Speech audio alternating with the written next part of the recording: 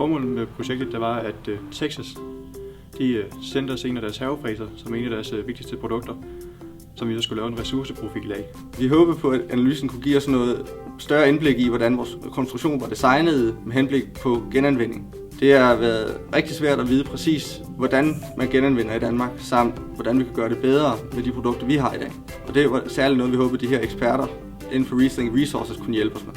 Ud fra de findings, vi får, der begynder vi at vurdere, at nogle ting, der kunne designes anderledes.